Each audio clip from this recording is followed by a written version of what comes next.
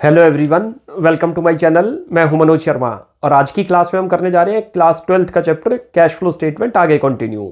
आपको याद हो पिछली क्लास में हमने इसके 1 to 23 क्वेश्चन कर लिए थे जिसको हम टी.एस. ग्रेवाल टेक्स्ट बुक से कर रहे हैं। आज 24th क्वेश्चन से स्टार्टिंग करते हैं। लास्ट क्लास में इन्वेस्टिंग एक्टिविटी स्टार्ट हो गया था, याद करो। और इन्वेस्टिंग एक्टिविटी में मोस्टली जिस भी असेट से रिलेटेड कोई भी एडजस्टमेंट आएगी तो उसका अकाउंट बनाना पड़ता है। मैं 24th क्वेश्चन पढ़ता हूं, आप देखिए। लिखा है from the following information calculate cash flow from investing activity. हमें इन्वेस्टिंग एक्टिविटी फाइंड आउट करनी है। मशीनरी की कॉस्ट वैल्यू दे रखी है, ओपनिंग बैलेंस दे रखा है 9,50,000 और क्लोजिंग दे रखा है 10 लाख। एक्यूमुलेटेड डेप्रीशिएशन दे रखा है 1,10,000 और 150। बाद में पेटेंट्स बता रखे हैं 3 लाख से 2 लाख। अच्छा, अब चेक करते हैं किसकी एडजस्टमेंट है। जिसकी एडजस्टमेंट आएगी उसी का अकाउंट बनेगा। डायरेक्ट डिफरेंस करके सेल परचेज फाइंड आउट नहीं होगी। During the year machine costing 90,000, machine की बता रहा है कॉस्टिंग है 90,000 विद एक्यूमुलेटेड डेप्रीशिएशन रुपीज 60,000, जिस पर अब तक 60,000 का डेप्रीशिएशन चार्ज हो चुका। एक्यूमुलेट डेप्रीशिएशन का मतलब है कि आपकी मशीन इतने अमाउंट से डिक्रीज हो चुकी है, तो उसकी बुक वैल्यू जो है आज 30,000 रह गई। कैसे पता चला? 90,000 कॉस्ट वैल्यू है, उस पर कितना एक्यूमुलेटेड डेप्रीशिएशन चार्ज हो चुका है 60। तो वैल्यू माइनस डेप्रीशिएशन करते हैं, it will come book value. Book value का मतलब आज वो 30 की सेल होनी चाहिए, जबकि सेल कितने की कर दी हमने 50,000, तो 20,000 का गेन है। क्लियर है ये? पेटेंट्स रिटर्न ऑफ वर रुपी 50,000, 50,000 के पेटेंट आपने रिटर्न ऑफ कर दिए, मींस डेप्रीशिएशन लगा दिया, जिसको एमोर्टाइजेशन बोलते हैं। जितनी भी इंटेंजिबल असेट्स हैं उनके ऊपर जब भी रिटर्न ऑफ होगा इट्स मींस कि डेप्रीशिएशन है समझने के लिए, लेकिन उसका टेक्निकल नेम है amortisation. While a part of patent were sold at a profit of 40,000, और कुछ पार्ट आपने 40,000 प्रॉफिट पर सेल आउट कर दिया। कैसे करते हैं देखते हैं। देखो, दो एडजस्टमेंट आपको दिख रही है, मशीन की, पेटेंट की, दोनों के अकाउंट बनेंगे। अच्छा, जब कभी भी एक्यूमुलेटेड डेप्रीशिएशन है तो समझने के लिए उसका अकाउंट भी बना लेंगे। वर्किंग में आप पहले वर्क करोगे, अभी इन्वेस्टिंग एक्टिविटी में कुछ नहीं लिखेंगे। यहां से जो सेल और परचेजेज निकलेगी उसको पुट करेंगे वहां। सबसे पहले मशीन अकाउंट बनाओ। मशीन हमारा असेट्स है, तो असेट्स के बैलेंस बीडी किधर बताए थे? Debit side. लिख दो यहां पर 2 बैलेंस बीडी। हर स्टेप सोच के लिखा करो। और यहां लिखो बैलेंस बीडी, रटने की कोई जरूरत नहीं। इतना अमाउंट है 9,50,000 और 10 लाख। लिख दो 9,50,000 और 10 लाख। ये गलती कभी मत करना कहीं आप रट लो कि ये बैलेंस इधर आएगा ये इधर। सीधी सी बात है, ओपनिंग बैलेंस किधर आएगा? Debit side. हो गया, ये ओपनिंग बैलेंस हो गया, क्लोजिंग बैलेंस। अब आगे चलते हैं। अब नीचे एडजस्टमेंट पे आओ। देखो, मशीन बता रखी है कॉस्टिंग 90,000, कॉस्ट वैल्यू बता रखी है, और उस पर कितना डेप्रीशिएशन चार्ज हुआ 60,000। पहले तो जितना चार्ज हुआ वो डेप्रीशिएशन आप लिख दो। यहां लिख दो एक्यूमुलेटेड डेप्रीशिएशन। कितना अमाउंट दे रखा है 60,000, लिख दो 60। उसके बाद बता रखा है आगे कि वो सेल कितने की कर दी आपने 50,000, लिख दो बाई बैंक। जितने की सेल करी ब्रैकेट में कर देना सोल्ड 50,000। ये प्रॉफिट हुआ या लॉस हुआ ये कैसे पता चलता है? नोट करो।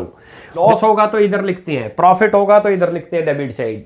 अब चेक करो, देखो मशीन है 90,000 उसकी कॉस्ट वैल्यू, और कॉस्ट का मतलब जितने में आपने परचेज करी होगी, उस पर अब तक कितना एक्यूमुलेटेड डेप्रीशिएशन चार्ज हो चुका है। डेप्रीशिएशन का मतलब सीधा सिंपल लैंग्वेज में समझ लो, उसमें 60,000 की कमी आ चुकी है अब यूज करने की वजह से। तो उसकी बुक वैल्यू कितनी हो गई 30। लेकिन यदि वो 30 की सेल है तो नो प्रॉफिट नो लॉस। 30 से लेस देन की है तो लॉस हो गया, और मोर देन 30 है तो गेन हो गया। अब वो 50,000 की सेल कर दी तो कितना प्रॉफिट दिख रहा है आपको 20। वो यहां लिख दो। यहां लिखो gain on sale of machine. कितना अमाउंट है 20,000। क्लियर है? और ये जो है ना, इसके ब्रैकेट में आप लिख भी दो statement of profit and loss. अब चलते हैं, इसके अंदर और कोई आइटम नहीं। अब इसका टोटल करो। इधर का बनता है 9,70,000, उधर का चेक करो कितना बनता है 11,10,000। जोन सी बड़ी साइड है वो पुट करो, पहले लिखो 11,10,000। ये रहा। क्लियर है? 11,10,000। और जो डिफरेंस होगा वो यहाँ आएगा। जाहिर बात है कि ओपनिंग में कम थी मशीन और क्लोजिंग में बढ़ गई, तो इसका मतलब परचेज हुई है। डिफरेंस इधर आए तो परचेज लिखते हैं।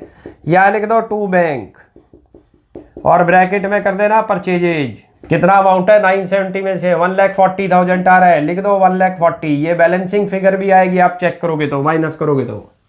अब दूसरा अकाउंट बनेगा पेटेंट, क्योंकि पेटेंट की भी एडजस्टमेंट है। अच्छा, पेटेंट भी हमारी असेट्स है, तो बैलेंस बीडी किधर लिखे जाएंगे, डेबिट साइड। लायबिलिटी के बैलेंस बीडी क्रेडिट, ये लायबिलिटी होती है, याद रख लेना, एक्यूमुलेटेड डेप्रिसिएशन। ये आपने 11th में पढ़ भी रखा है। मशीन अकाउंट, एक्यूमुलेटेड डेप्रिसिएशन का दूसरा नाम भी आपने सुना होगा प्रोविजन फॉर डेप्रिसिएशन, और एक और तीसरा नाम भी है डेप्रिसिएशन फंड अकाउंट। जब कभी भी हम अपनी असेट्स को कॉस्ट वैल्यू पर एवरी ईयर दिखाएंगे तो उसके साथ हमें डेप्रिसिएशन भी मैंडेटरी है लायबिलिटी साइड में दिखाना, या असेट साइड में ही माइनस करके दिखाएंगे उसकी कॉस्ट वैल्यू में से। क्लियर है? अब जरा यहाँ चलते हैं, यहाँ लिखो सबसे पहले बैलेंस बीडी, जितना आपको दे रखा है वो लिख दो। अमाउंट दे रखा है पेटेंट का, ये दे रखा है 3 लाख और 2 लाख,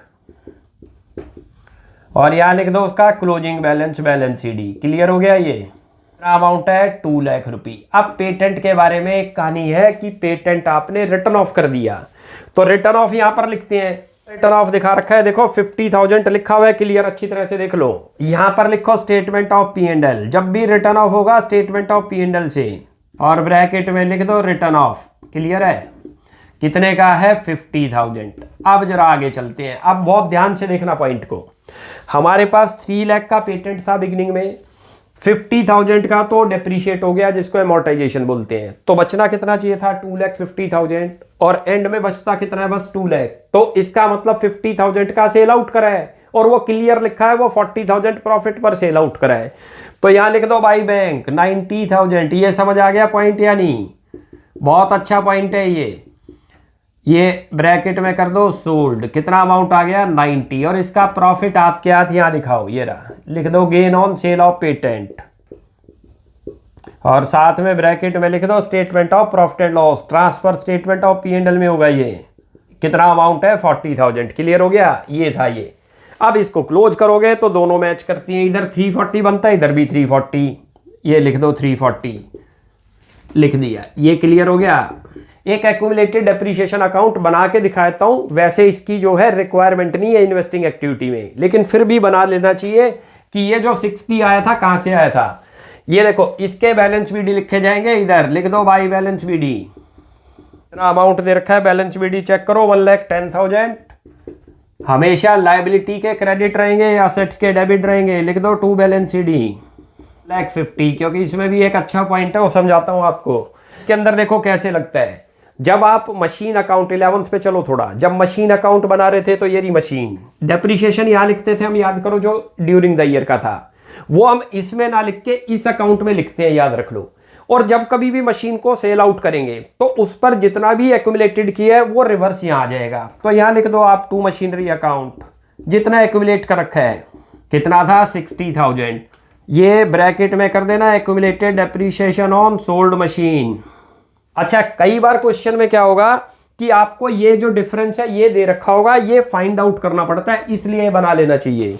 या लिखो आप by statement of P&L, bracket में यहाँ कर दो depreciation charge during the year. ये डेप्रीशिएशन आपका आया है, चेक करो, 2,10,000 इधर का बन गया, जो बड़ी साइड है वो लिख दो, और 2,10,000, और ये आपका आ गया 1,00,000 रुपये। ये क्लियर हो गया? ये बनाने का आपको पर्पज क्या था वो बताता हूँ। कई बार जब मशीन सोल्ड देगा तो उसका एक्यूमुलेटेड डेप्रिसिएशन नहीं बताएगा, लिख देगा depreciation charge during the year. ये आप यहाँ पुट करोगे तो ये चीज फाइंड आउट हो जाएगी। इस क्वेश्चन में तो बाई चांस ये दे रखी थी तो ये हमने फाइंड आउट कर ली। यूज नहीं है इन्वेस्टिंग एक्टिविटी में, कब यूज होगा इसका बताता हूं। मशीन सोल्ड बता देगा, उसका एक्यूमुलेटेड नहीं देगा, लिख देगा depreciation charge during the year. इसका मतलब सारी मशीनों पर चार्ज हुआ है, तो आप ये पुट करोगे तो एक्यूमुलेटेड फाइंड आउट हो जाएगा, इसलिए बना लेना चाहिए। अब करते हैं इन्वेस्टिंग एक्टिविटी। देखो यहां से तो कुछ आना नहीं, जहां पर आपने बैंक लिखा है वो आएगा, सेल्स और परचेज आएगी बस, क्योंकि एक्टिविटी में ओनली इनफ्लो और आउटफ्लो का रोल है। इनफ्लो किसी भी रीजन से हुआ, मशीन को बेचने से हुआ है तो आ जाएगा।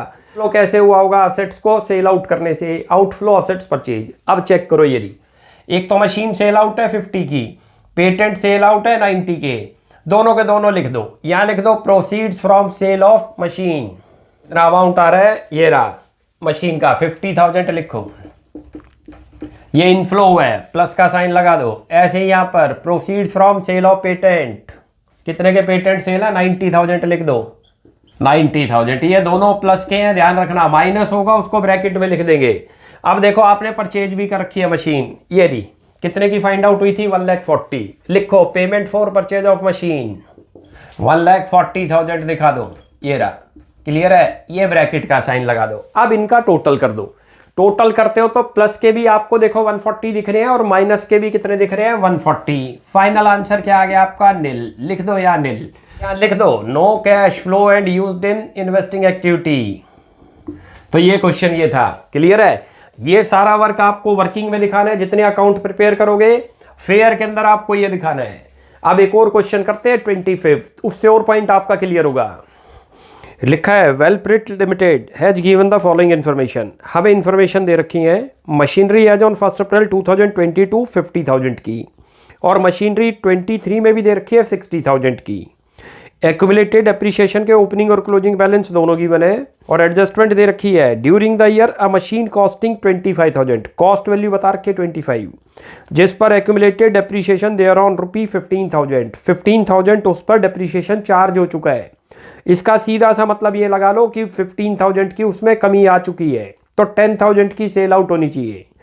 वॉज सोल्ड फॉर रुपी 13,000, 10 वाली कितने में सेल हो गई है? 13,000। जिस वैल्यू को 10,000 बोलते हैं उसी को बोलते हैं बुक वैल्यू।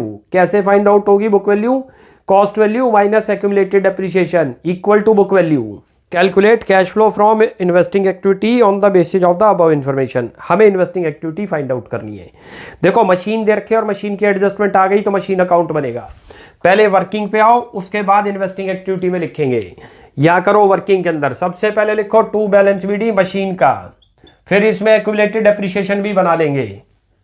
कितना अमाउंट दे रखा है? 50,000 लिख दो। असेट्स के बीडी आपको बताया था डेबिट साइड आएंगे और closing balance credit side. Liability के बीडी जो है क्रेडिट साइड आएंगे, लायबिलिटी का पार्ट है, इसके सीडी इधर आएंगे।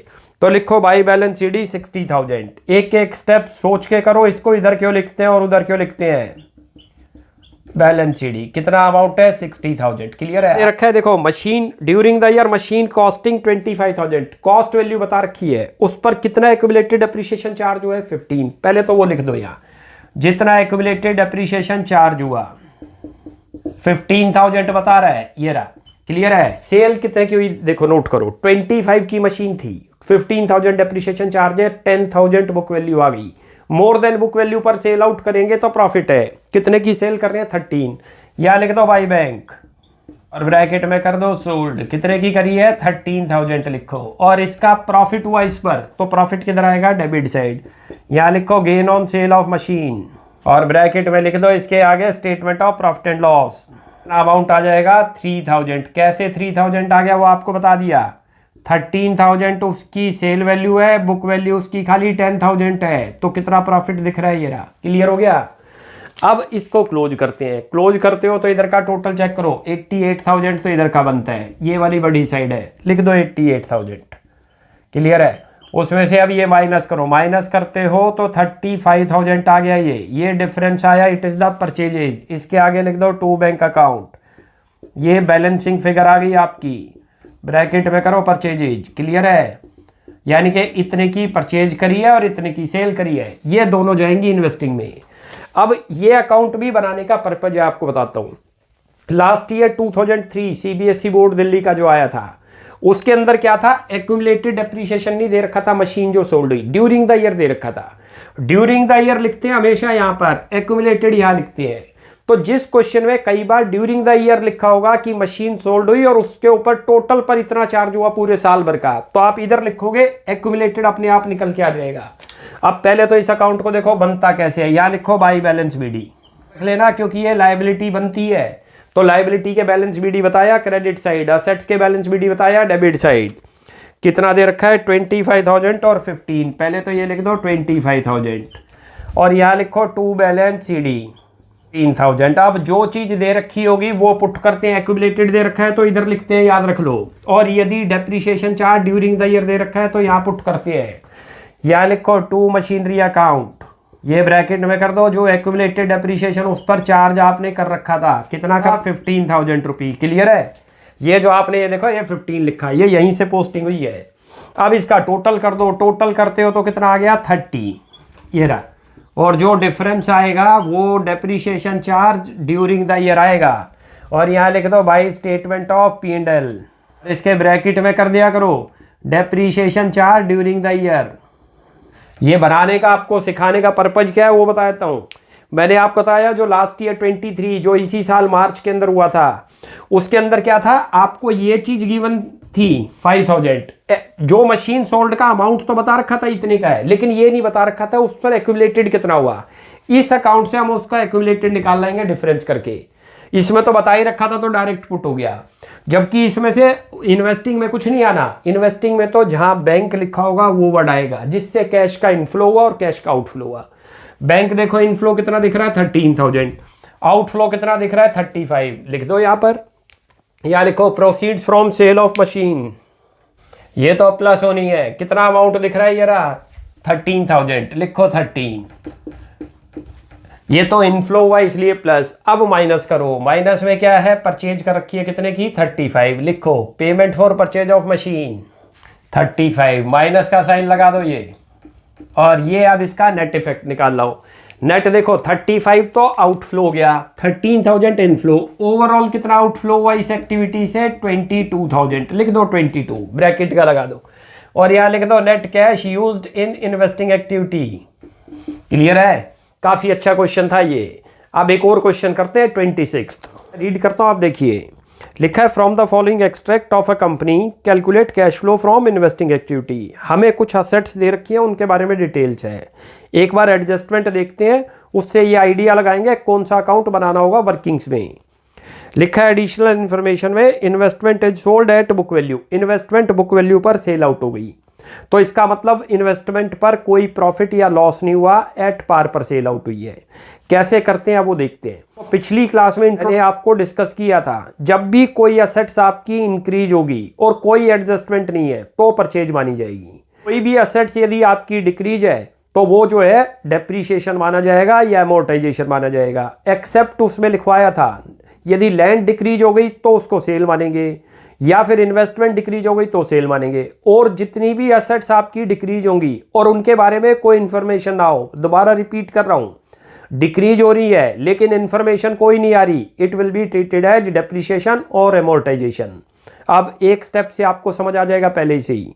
गुडविल देखो 1 लाख से कितनी है 75,000, डिक्रीज हो रही है। डिक्रीज होने पर मैंने आपको क्या बताया था, रिटर्न ऑफ है। रिटर्न ऑफ का मतलब ये क्योंकि इंटेंजिबल है तो इसके ऊपर क्या यूज करते हैं वर्ड एमोर्टाइजेशन, या इसको भी आप रिटर्न ऑफ वर्ड समझ लो, क्योंकि इससे कोई भी कैश का इनफ्लो आउटफ्लो नहीं हुआ। पेटेंट के बारे में बता रखा है, असेट्स इंक्रीज हो गई। इंक्रीज होते ही क्या मानते हैं, परचेजेज, याद रख लो। डिक्रीज होगी तो उसको हमेशा क्या मानेंगे, डेप्रीशिएशन या एमोर्टाइजेशन, एक्सेप्ट लैंड और इन्वेस्टमेंट। लैंड कभी भी डिक्रीज हो रही होगी तो उसको सेल मानते हैं, डेप्रीशिएशन नहीं होगा। इन्वेस्टमेंट कभी भी डिक्रीज होगी तो डेप्रीशिएशन नहीं होगा, सेल मानेंगे। और जितनी भी असेट्स होंगी जब भी डिक्रीज होंगी जो कि नॉन करंट असेट्स हों तो हमेशा उनको क्या मान के चलते हैं, डेप्रीशिएशन या amortisation.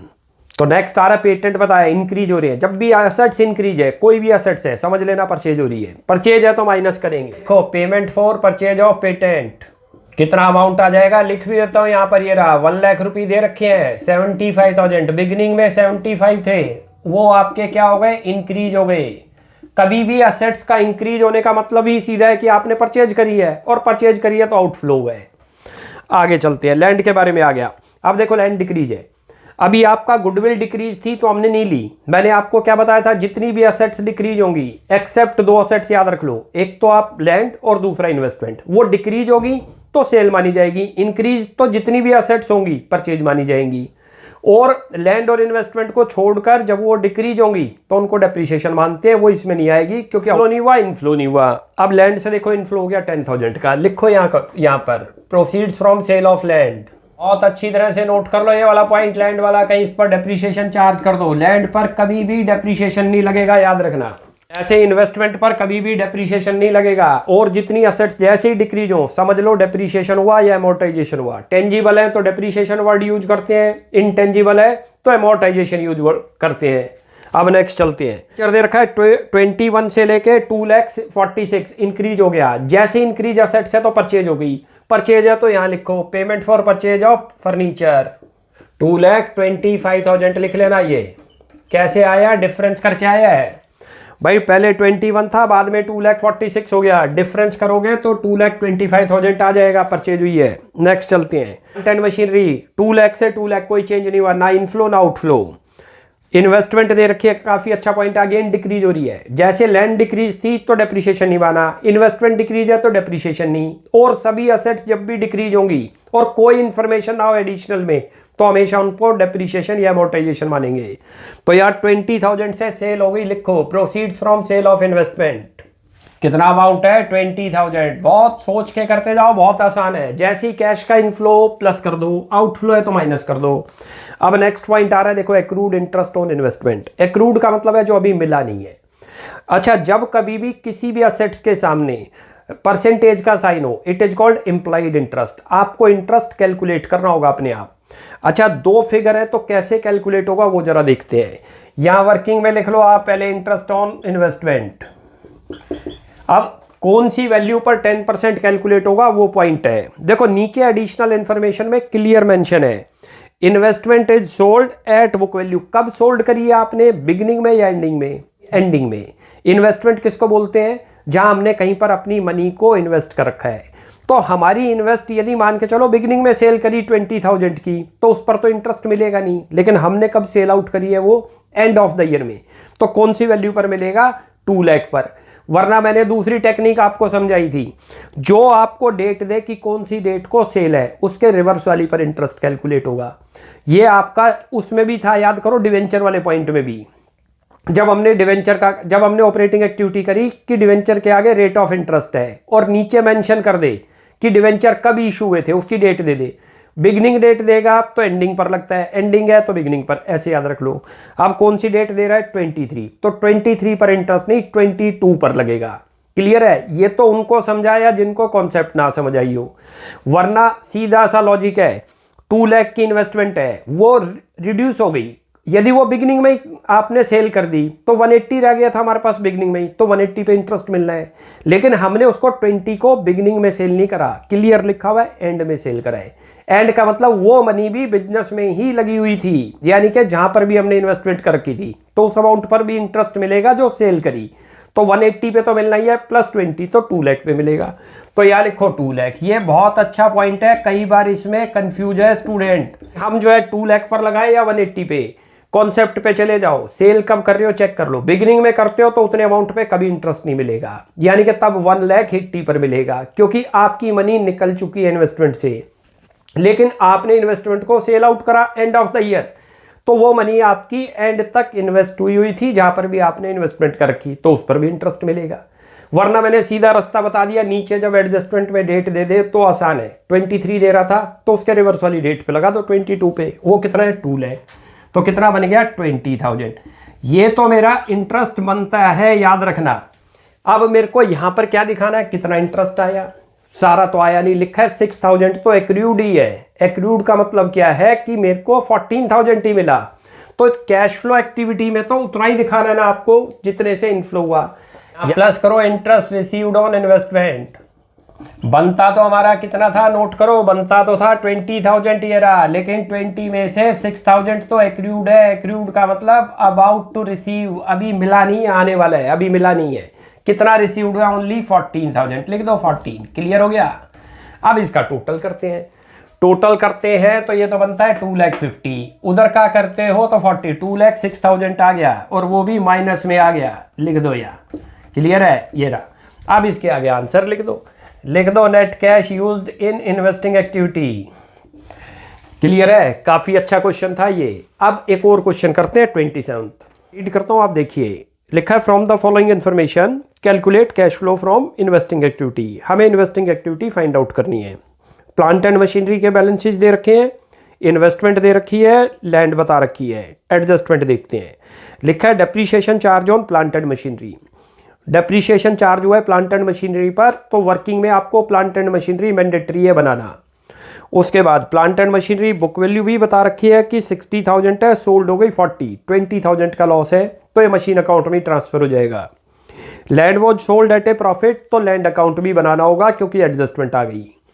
No investment was sold during the year. लिखा है कि इन्वेस्टमेंट सोल्ड नहीं हुई, तो इन्वेस्टमेंट के बारे में डायरेक्ट डिफरेंस ले लेंगे, अकाउंट की रिक्वायरमेंट नहीं है क्योंकि परचेज दिख रही है, देखो इंक्रीज हो रही है। मैंने आपको जब भी बताया कोई भी एसेट्स इंक्रीज है और कोई इन्फॉर्मेशन ना हो तो उसका लेजर बनाने की जरूरत नहीं, सीधा डिफरेंस लेके लिख देंगे परचेजेज। अब कैसे करते हैं देखो, सबसे पहले तो वर्किंग पे आ जाओ, या लिख दो वर्किंग नोट्स। ये वर्किंग नोट में प्लांट एंड मशीनरी लैंड बनाएंगे, उसके बाद इन्वेस्टिंग एक्टिविटी में आएंगे। सबसे पहले देखो असेट्स है तो असेट्स के बताया था आपको बैलेंस बीडी लिखने हैं, या लिखो टू बैलेंस बीडी। साइड आएगा क्योंकि जितनी भी असेट्स हैं सबके balance BD debit side, liability के balance BD credit side. Machine कितनी दे रखी है 8,50,000, लिख दो 8,50,000, और इसकी बैलेंस सीडी भी लिख दो 10 लाख रुपये दे रखी है। यहाँ से निकलेगी परचेजेज या सेल कितने की है। चलो जी, ये तो आपको गिवन था। अब नीचे एडजस्टमेंट पे आओ, डेप्रीशिएशन चार्ज है, जब भी डेप्रीशिएशन होगा यहाँ लिखते हैं, बताया था, लिख दो बाई डेप्रीशिएशन अकाउंट। कितना अमाउंट दे रखा है 50,000 लिखो। उसके बाद आगे दे रखा है plant and machinery with a book value. Book value का मतलब आज उसकी वैल्यू 60 है, 60 से ज़्यादा की सेल है तो प्रॉफिट, कम की है तो लॉस। 40,000 की सेल आउट हुई, जितने में सेल आउट हुई पहले तो वो लिख दो, लिखो बैंक अकाउंट और ब्रैकेट में कर दो सोल्ड। कितने की सोल्ड आउट है 40,000। आपको 20,000 का लॉस दिख रहा है, लिख दो लॉस, यहाँ लिखो by loss on sale of machine, और ब्रैकेट में ये भी कर दो statement of profit and loss. चलो जी, ये तो ये हो गया। अब इसमें टोटल करते हैं, टोटल करते हैं तो इधर का टोटल देखो, ये 110 बनता है 10 लाख, 11,10,000 आ रहा है, लिख दो 11,10,000। क्लियर है, यहाँ लिखो 11,10,000, और उसमें से ये माइनस करते हैं तो 2,60,000 दिख रहा है, लिख दो 2,60,000। ये क्या आ गई परचेजेज, लिख दो टू बैंक। मैंने आपको बताया था डेबिट में आएगा तो परचेजेज, क्रेडिट में होगा तो सेल कर दो। वैसे भी क्लियर पता चल रहा है आपके पास बिगिनिंग में एसेट्स 850 थी, वो इंक्रीज हुई है तो कंफर्म है कि परचेज तो हुई है, वो इतने की हुई है। ये हो गया, ये तो बन गया हमारा मशीन अकाउंट। अब करते हैं लैंड अकाउंट, क्योंकि ये भी एसेट्स है तो बैलेंस बीडी किधर लिखेंगे, डेबिट साइड, लिखो टू बैलेंस बीडी। कितना अमाउंट दे रखा है लैंड का 2 लाख, ये लिखा हुआ, बहुत ध्यान से देखना इस पॉइंट को भी। और अब आप आओ बैलेंस सीडी पे, कितना अमाउंट है 1 लाख। देखो क्लियर दिख रहा है कि आपकी लैंड सेल आउट हुई है। कैसे पता चल रहा है, लास्ट ईयर 2 लाख की थी, वो डिक्रीज हो गई, तो डिक्रीज हुई तो मैंने आपको बताया लैंड के ऊपर कभी डेप्रीशिएशन नहीं लग रहा, तो कितने की सेल दिख रही है 1 लाख की, क्योंकि डिक्रीज 1 लाख से हुई है। लेकिन वो कह रहा है 160,000 प्रॉफिट पर सेल आउट हुई है, अच्छी तरह से पॉइंट देख लो, तो इसका मतलब 1,60,000 की सेल है। लिख दो यहाँ पर बाय बैंक और ब्रैकेट में कर दो सेल। कितना अमाउंट है 1,60,000, और जो प्रॉफिट हुआ वो आपको इधर दिखा रहा होगा डेबिट साइड, ध्यान रख लो, लिख दो 60,000 और 2 कर दो इसके आगे, gain on sale of land, और ब्रैकेट में ये भी कर देना चाहिए statement of profit and loss, आएगा ये इसी अकाउंट में। क्लियर है, ये आ गया।